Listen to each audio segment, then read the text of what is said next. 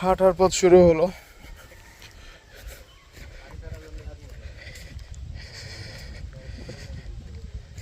খুবই সুন্দর এরিয়া।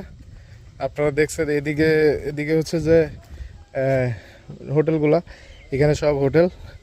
আর এটা হচ্ছে সোজাসুজি যাওয়ার পথ। মই ভাই, এই বলতেছিলাম যে এটা খুব সুন্দর একটা পাহাড়ি ঝিরি পথ, বাট এখন পানি তেমন নাই দেখে এই পথে পানি নেই।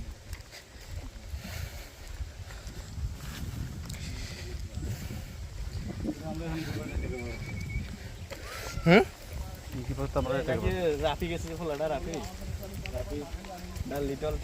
হ্যাঁ ওই ইকো পার্কে ওখানে তো লেকে গোসল করতে পারবো। চল চল।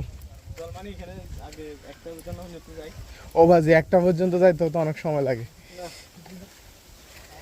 এটা হচ্ছে যে খুবই সুন্দর এরিয়া, আপনারা দেখতেছেন। এটা হচ্ছে কলা গাছ।